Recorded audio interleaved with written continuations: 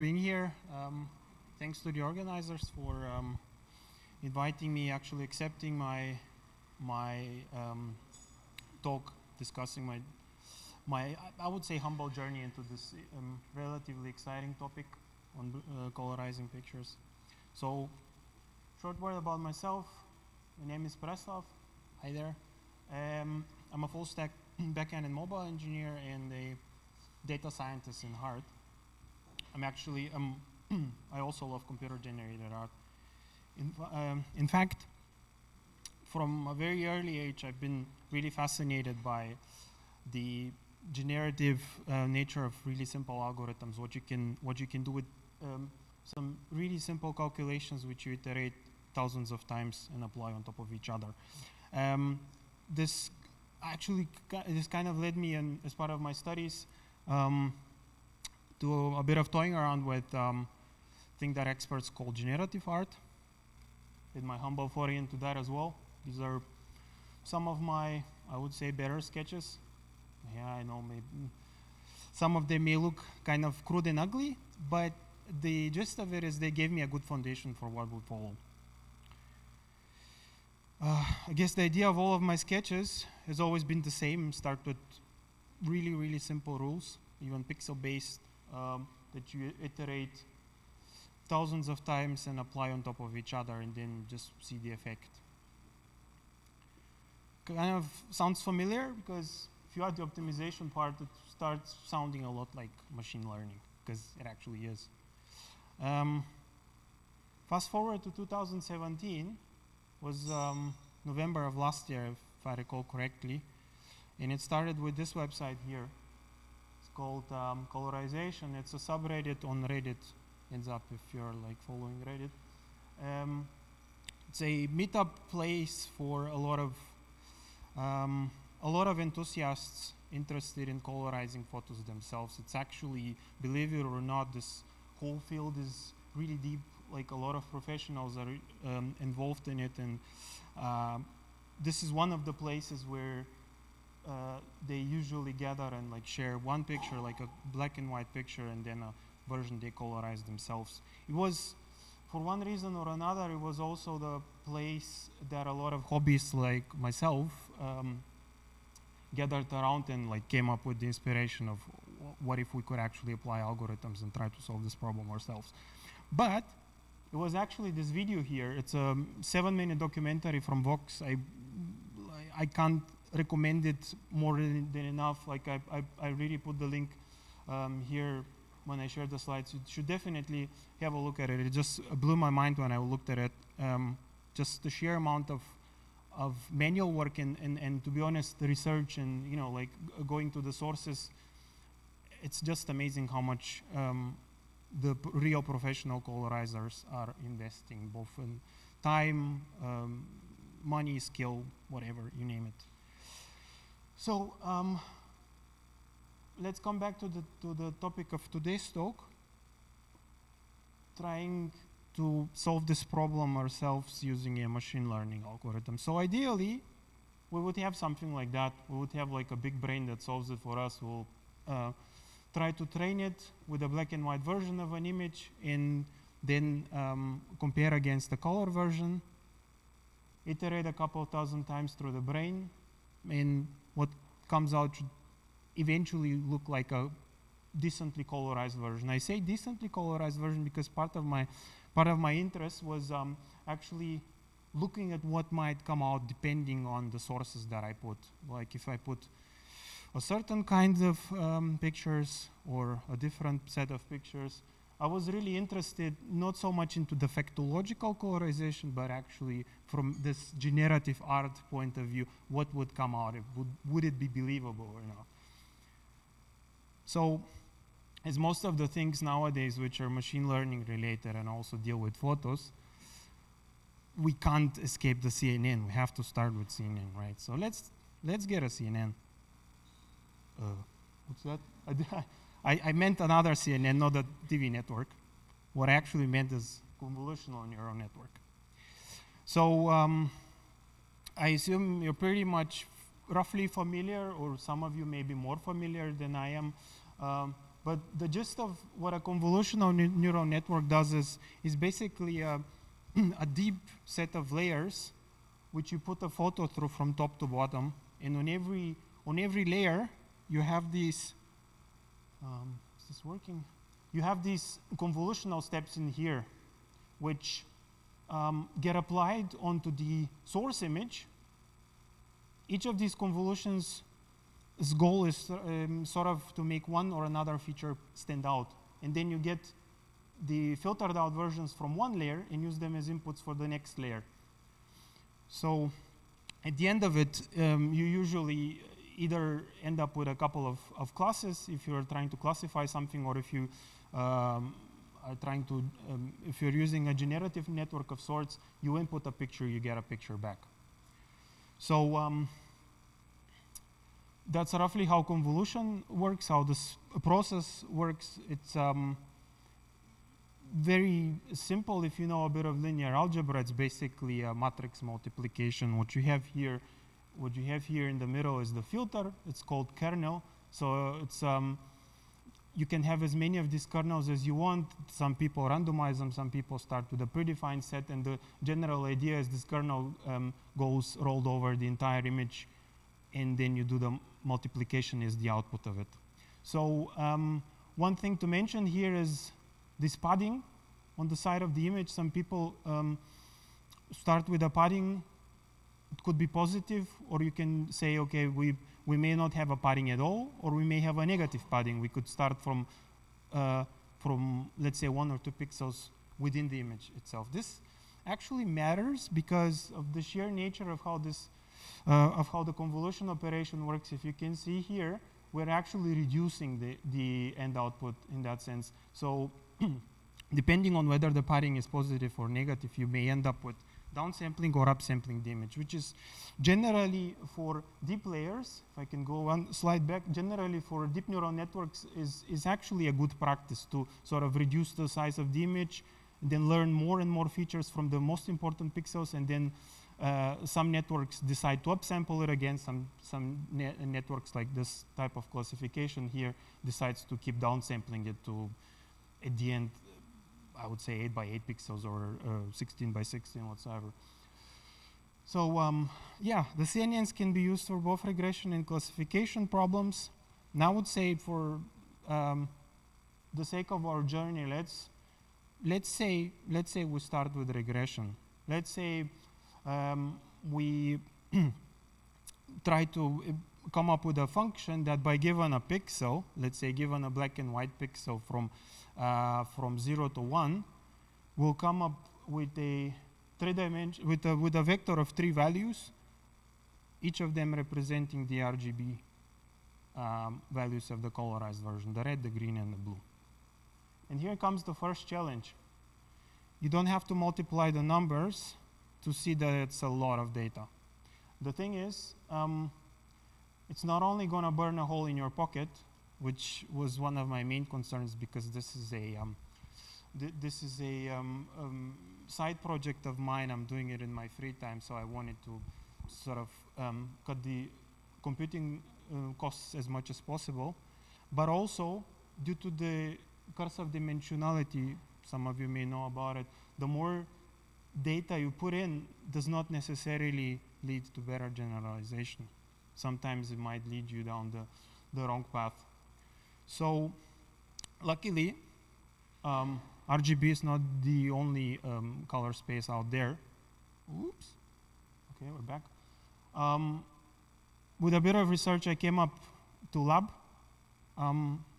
What lab is basically a different color representation. I will try to spare you the details here, but the idea of it is, instead of having 3 separate layers, meaning the red, green, and blue layer, it actually represents a color image as it's a 3-dimensional space. The one axis is basically the lightning. That's what the L stands for. That's the black and white representation of the image. And the other 2 layers, these kind of muddy, not meaning anything to the sheer eye, pictures here, they represent 2 different color spaces, from green to red and from blue to yellow. Okay.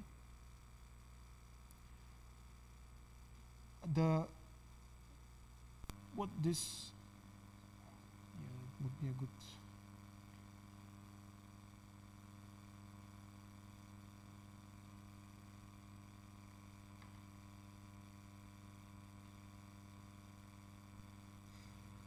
Now it's consistent.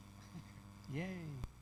So, to put it simply, by using LAP instead of RGB, we can reduce the problem space by 256 times. Why? Because we can imagine that each of these three, the original, the RGB, they're like from 0 to 256, and usually the worst possible case would be like a multiplication of all three of them. So by taking the black and white layer for free, basically, out of this three, and using this as the X, this as the input, and these two layers here as the expected value, we're basically reducing this problem space like a lot. Okay, cool. So we start training. In a couple of thousand iterations or epochs down the road, we hit a bummer. What is it?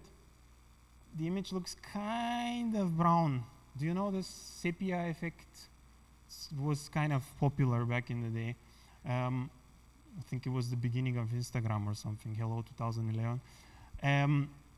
So it's all kind of brown. It's with not enough contrast. And you start wondering what's going on here. Well, as in all difficult topics, you always need a good master to tell you what the problem is. And in that case, the problem is actually the loss function that was used. I was in a communication with a couple of other people doing this, trying to solve the same problem independently, and all of them ended up in the same. And then some of them pointed me out to a good research paper that actually kind of cracked the problem. You see, the problem is most of the first iterations of trying to solve this problem would start with the defaults, or we'll use something like a mean square error as the default function, especially if they treat the problem as regression. And the problem is, by the very nature of the mean square error, it will always try to average out if it can't find a better approximation. Let's say one of your inputs is somewhere here, the other is somewhere here. It will always end up in this muddy swamp in the middle, which at the end of the day kind of leads to that sepia image that you're seeing. Back to my slide from before, I started thinking, okay, initially I thought of it as kind of a regression problem, but maybe classification is really the key here. Maybe if we think about it as a classification instead, as a pure classification, maybe a different loss function might be a better choice at picking the right colors instead of trying to mingle them together. Yeah, but still, even with the reduction of this problem space, like if we treat these as classes, like 256 on square, that's kind of a lot. Are we out of our mind? Maybe, maybe not. Let's see actually the third challenge here. And actually there's a very surprisingly simple solution to that. Computer graphics experts have kind of solved it for decades. It's actually in the introductory books of computer graphics. It's called quantization. Briefly, what quantization does is, back to this color space here, if we take this color space, the A and B layers, and apply a grid, try to divide, let's say that this side here is 256 different values, and this 256 different values. If we introduce a grid of tens here, we could potentially reduce it 100 times by just quantizing. What is quantizing? It's basically if we take a random pixel, let's say, I'll just guess here, 93, 93 on one side and 127 on the other. It doesn't really matter. The idea is, by quantizing, we automatically map it to the closest border of the grid. So we sort of take this pixel color values and we shift them to the closest decimal, basically. Done for a lot of values. I want you to pay attention to this part here. What it could lead up to is a lot of these separate pixel values will actually merge. At the end, you will have a lot of pixels, but many of them will actually have, they will end up having the same value. And the idea is, some of you may ask, okay, but this reducing of the color, isn't this going to screw up the end quality of the image? Kind of yes and kind of no. I did an experiment myself. This is the original image on one side, and this is the same image, but regenerated with the AB color values quantized to a grid of 10, and here quantized to a grid of 20. So if you can see, maybe, I don't know if people can see it from the screen, on the display screen is actually a bit more visible. It looks kind of like posterized. Guess what? This is actually how posterization effects work, like they quantize. So, but the fact of the matter is, here you don't really see that much of a visual difference. And the point is, by quantizing to a grid of 10, we lose a fraction of the visual quality, but at the end of the day, we reduce the problem space by 100 times, because we cut 10 times on the one side of the A space and 10 times on the side of the B space. In fact, there have been empirical studies that some of them use clustering, like K-means clustering. They basically gathered a lot of these images and tried to cluster an optimal number of points that all of these images converge to.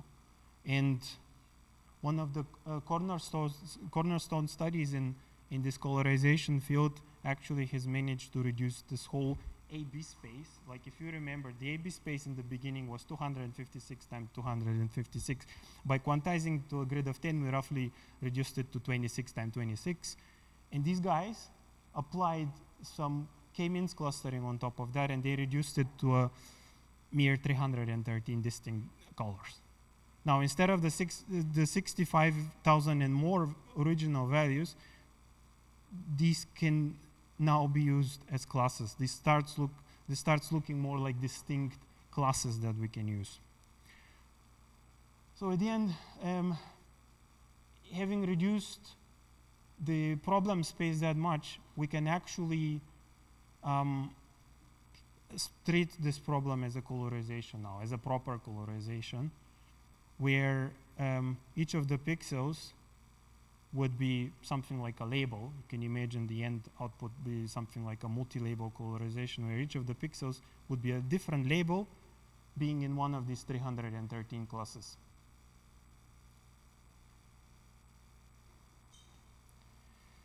Some results.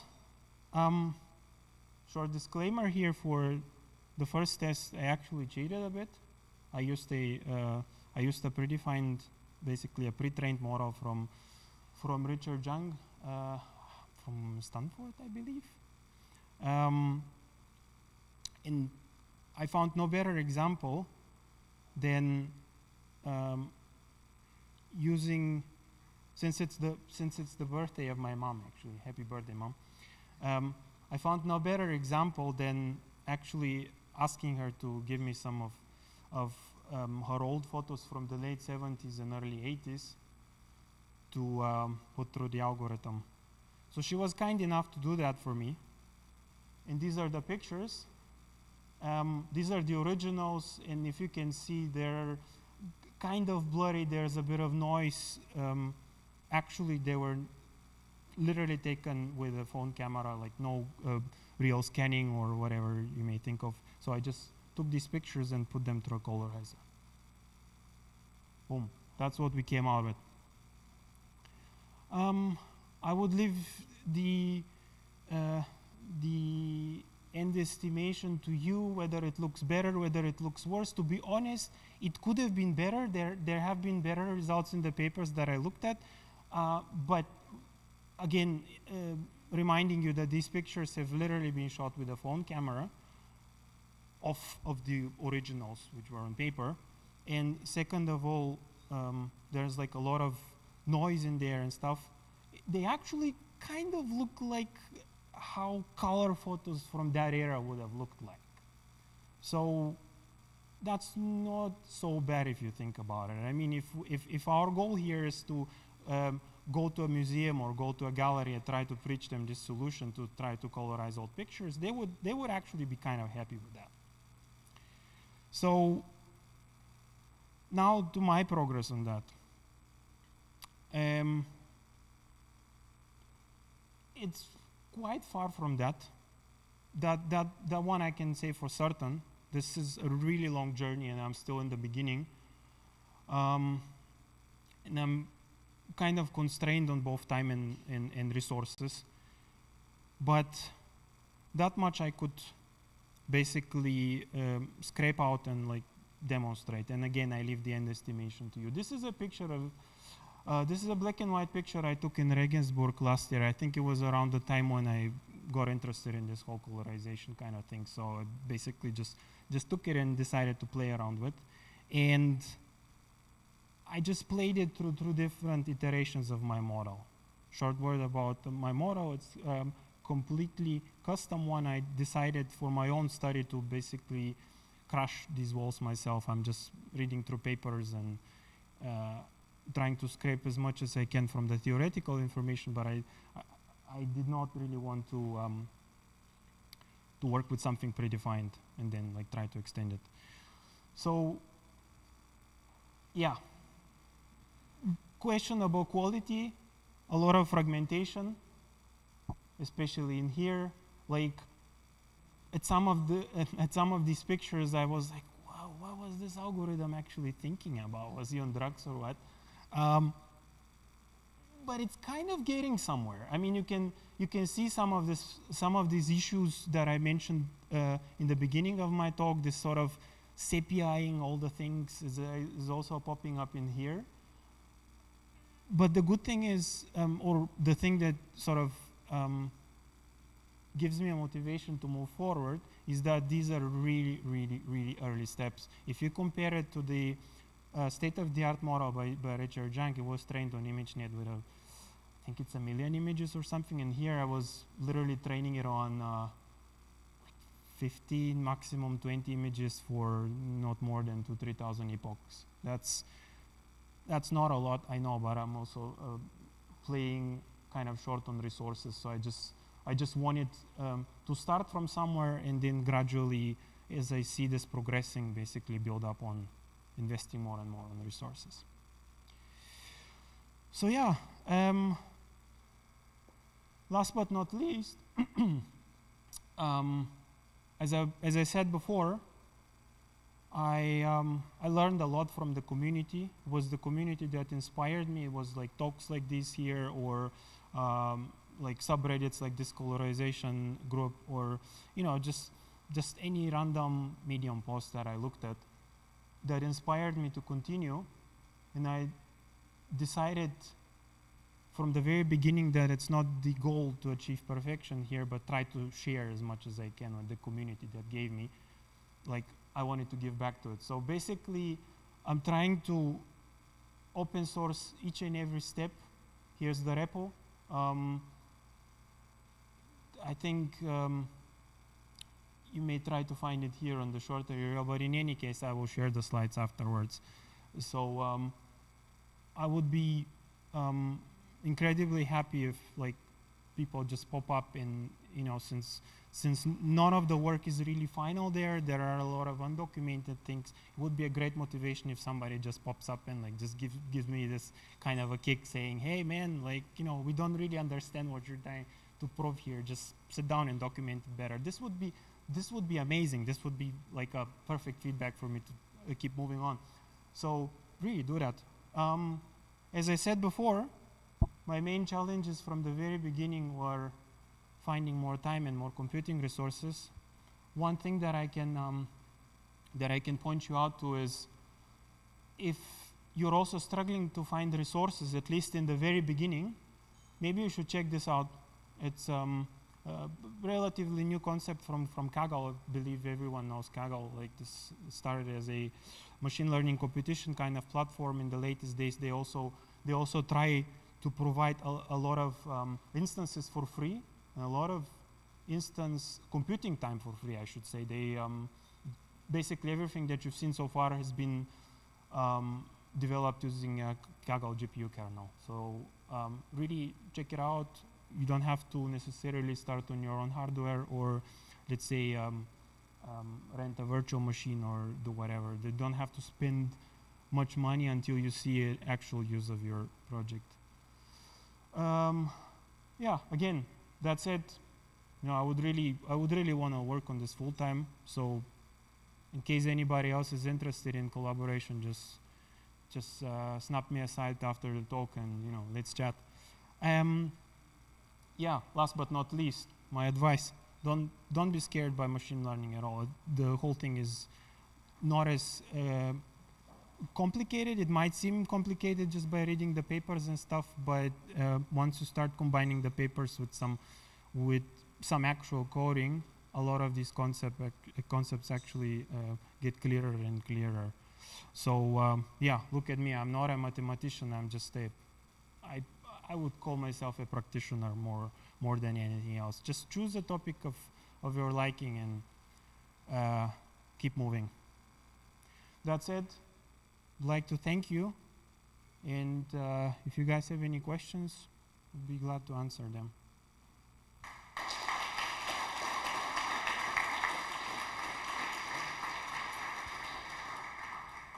There's a slide with resources. Whoa, that was like really, really cool. I bet you have some questions for that. Yes. Have you looked at reusing some of the ideas from super resolution? That seems to be fairly closely related. To be honest, actually the idea of taking this experiment and actually moving to something like super resolution from then on popped up in my head yesterday while I was preparing my slides. So I haven't done it so far, but it's actually a pretty good idea. Just, you know, train on some blurry images and, you know, try to compare with the sharpened ones. So I'll definitely consider it. Yes. Next one. Yes. Experiment you did with your photos of your mom, how accurate was that coloring? Was it, for example, her hair color was correct, or it was far away from experience from pre-trained models?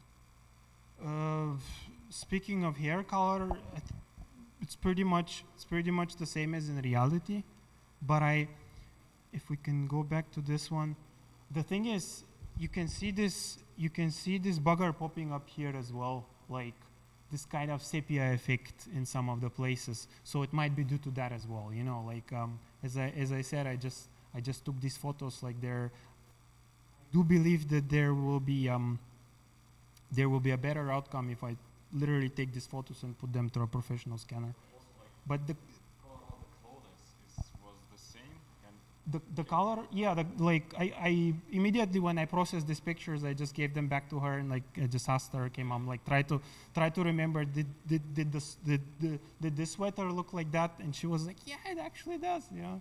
So you shouldn't, that's the point of the colorization done automatically. You shouldn't expect some factological accuracy in the end outcome. Maybe like if you're trying to colorize trees and faces and skies, you know, they always kind of look the same, so, or similar to one another. So in those ones you could definitely expect. But let's say you have some, I don't know, you have a bottle of some branded beverage, you know, like the original color may be red and the colorizer decides to take a blue shot. And like at the end of the day, the whole point is you look at the picture and it's believable. You have this sort of fidelity. Like maybe if you've trained on a lot of, it also depends on the set of images that you trained on. If you take this bottle of the same beverage and if you've trained like the model on a lot of images of the same bottle, of course, eventually it will end up choosing the right color. But since you try to generalize and prevent overfitting, I would doubt it that it will end up in the same color. The last question? No? How big was the data set that you were training on, and where is it coming from? The data set, that's a good question. As I said, the data set is actually pretty small. I basically took Creative Commons images from, I believe everyone knows Unsplash. It's a pretty popular source for if you want to use images for your website and stuff. They have like high resolution, and the photographers themselves are kind enough to provide them free for whatever use, non-commercial, commercial, academic, and so on. But yeah, really, the data set was incredibly small, partially because of the resource problems that I was trying to solve. I was literally blowing up the memory limitations of my Kaggle kernel on the 20th image already. So I was like, okay, I had to play creative there. I had to introduce some smart ways of batching the images. So I started like batching them on smaller and smaller subsets.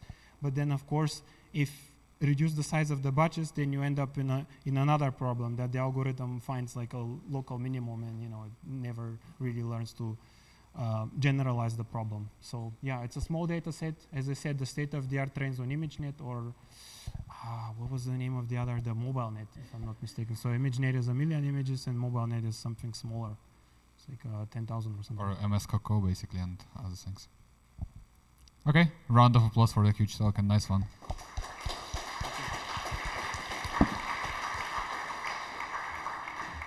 And you can always contribute to this project as well and like help him out with even more exciting stuff.